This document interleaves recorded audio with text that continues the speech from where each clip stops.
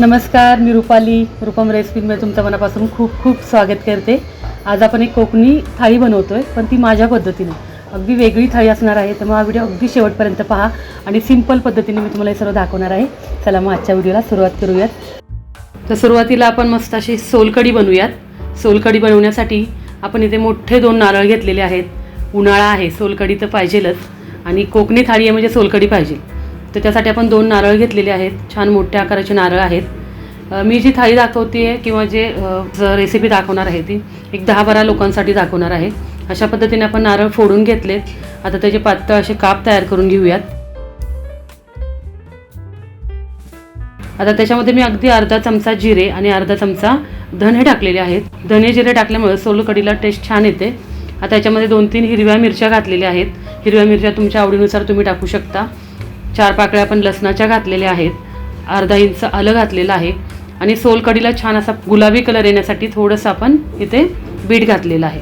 Bit optional आहे, नाही घातलं तरी चालेल. आता आपण एक खोबरं वगैरे सगळं साहित्य आहे ते छान मिक्सरमधून अगदी बारीक वाटून घेऊयात.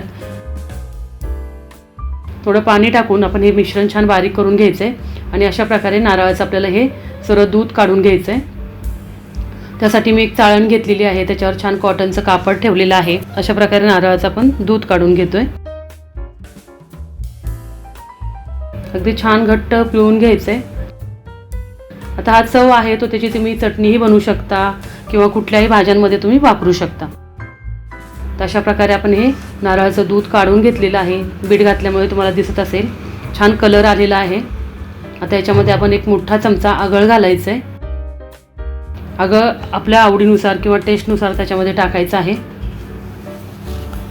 मी 2 नारळ घेतले होते, त्याच्यामध्ये जवळजवळ 2 लिटर आपली ही सोलकढी तयार झालेली आहे. चवीनुसार त्याच्यामध्ये मीठ टाकायचं आहे.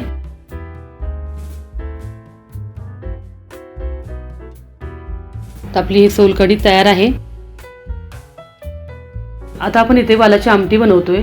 मी अशी अगदी कोकणी वाल घेतलेले आहेत. छान त्याला मोड आणून सोलून घेतलेले आहेत. वाटण्यासाठी इथे 2 मिडियम आकाराचे कांदे, 10-12 पाकळ्या लसणाच्या, हिरवी मिरची 2-3, 1-1.5 इंच आलं आणि खोबरं जास्त प्रमाणात घेतलेलं आहे. कांद्याचं प्रमाण थोडं कमी ठेवायचं आहे. जवळजवळ अर्धा नारळ मी घेतलेला आहे. त्याचं छान अगदी बारीक वाटण करून घ्यायचं आहे. आता एका कढईमध्ये आपण 2-3 पळ्या तेल घातलेलं आहे. तेल छान गरम झालं की त्याच्यामध्ये जिरे मोहरी घालायचं आहे.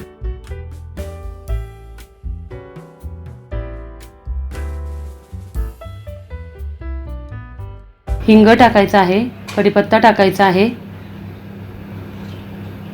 आणि त्याच्यामध्ये आपण जे मोड आलेले वाल घेतलेले आहेत ते टाकायचे. हे कडवे वाल आहेत. कडवे वाल छान 1 दिवस भिजवायचे आहेत. भिजवल्यानंतर त्याला छान आपण जसं मटकीला मोड आणतो तसं कापडामध्ये बांधून ठेवायचं आहे. आता त्याच्यामध्ये थोडीशी हळद टाकून छान परतून घेऊयात. वाल थोडेसे कडवट लागतात किंवा त्याला थोडासा उग्र वास असतो, म्हणून तेलामध्ये सुरुवातीला छान परतून घ्यायचे. थोडंसं मीठ टाकूनच परतायचं आहे. आता ह्याच्यामध्ये मी आपला घरगुती मालवणी मसाला वापरते. 2 चमचे मालवणी मसाला आहे. तो थोडासा तिखटाला कमी असतो म्हणून मी 2 चमचे टाकलेला आहे. तिखटाचं प्रमाण तुमच्या आवडीनुसार तुम्ही ठेवू शकता. 10-12 लोकांसाठी आपण वालाची आमटी बनवतोय. आता वाटण जे आपण घेतलेलं होतं ते टाकायचं आहे. खोबरं, कांदा, आलं, लसूण आणि हिरवी मिरचीचं छान परतून घ्यायचं आहे. अगदी कुठलेही जास्त मसाले न वापरता किंवा गरम मसाल्याचा वापर न करता याची आमटी बनवतोय. खूप टेस्टी लागते. फक्त थोडासा रस्सा आहे तो पातळ ठेवायचा आहे. जेवढं पातळ असेल तेवढं चव चांगली लागते. आता चवीनुसार त्याच्यामध्ये मीठ टाकायचं आहे आणि एवढी पातळ आमटी मी ठेवलेली आहे. आमटीला छान उकळी आणून देऊयात. छान शिजून घेऊयात. आपली जी वालाची आमटी आहे ती छान शिजलेली आहे. मी अर्धा किलो वाळलेले कडवे वाल भिजत घातलेले होते आणि तेच वाल मी निम्मे आमटीसाठी आणि निम्मे ते बिर्याणीसाठी वापरते. 1 किलो हा इंद्रायणी तांदूळ मी घेतलेला आहे. इंद्रायणी तांदळाची आपण आज ही वालाची बिर्याणी बनवतोय. खायला खूप टेस्टी लागते, नक्की करून पहा.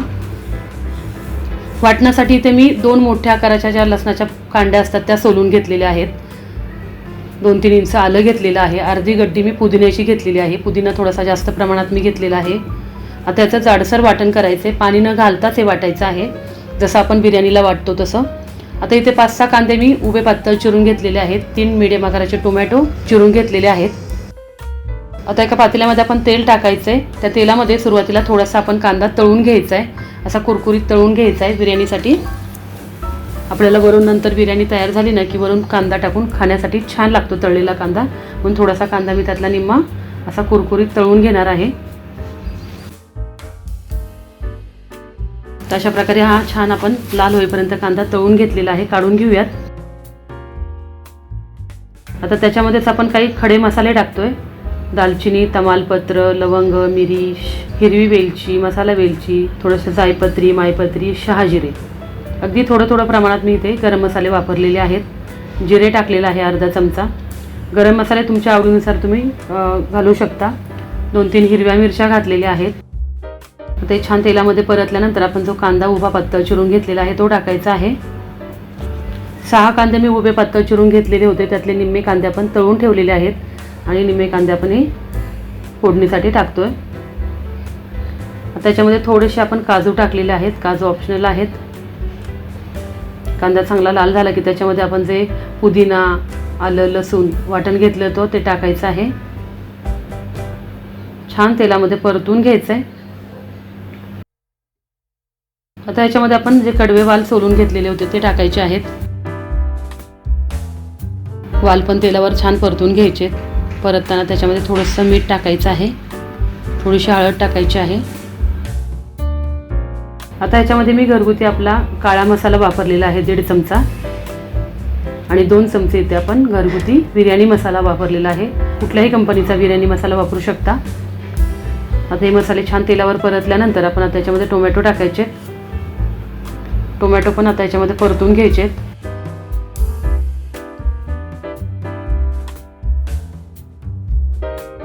आता याच्यामध्ये आपण इंद्रायणी तांदूळ स्वच्छ धुवून घेतलेला आहे तो टाकायचा आहे. इथे तुम्ही बासमती तांदूळही वापरू शकता. इंद्रायणी तांदूळ वापरला पाहिजे असं काही नाहीये. बासमती तांदळाची पण ही बिर्याणी छान होते.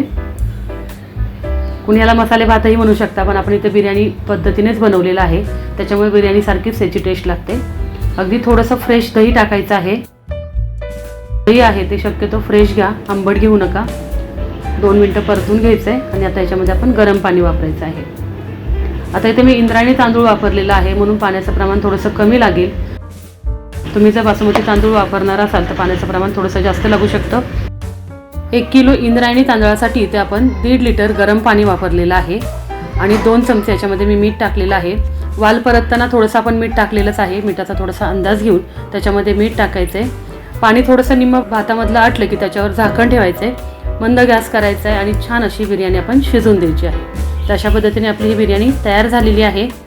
वरून थोडंसं साजूक तूप आपण टाकलेलं आहे. आता वरून थोडंसं बारीक चिरलेली कोथिंबीर, पुदिना आणि तळलेला कांदा टाकायचा आहे. मस्तपैकी अशी आपली वालची बिर्याणी तयार झालेली आहे. किती छान कलर आलेला आहे, तुम्हाला दिसत असेल. आपण जे सर्व मसाले वापरलेले आहेत ते सर्व घरचे मसाले वापरलेले आहेत. तांदळाचं पीठ उकळून घेऊन छान तांदळाची भाकरी बनवलेली आहे. सोलकढी, वालाची बिर्याणी, वालाची आमटी आणि मी इथे बटाटा आणि वालाची उसळ बनवलेली आहे. अशा प्रकारे माझ्या पद्धतीने आजची ही कोकणी थाळी तयार झालेली आहे. तर आजचा हा व्हिडिओ तुम्हाला कसा वाटला मला कमेंट करून नक्की कळवा. व्हिडिओ आवडल्यास लाईक करा, शेअर करा. नवीन असाल तर सबस्क्राईब करून शेजारील बेल आयकॉन दाबायला विसरू नका. चला मग भेटूया असे छान छान व्हिडिओ घेऊन.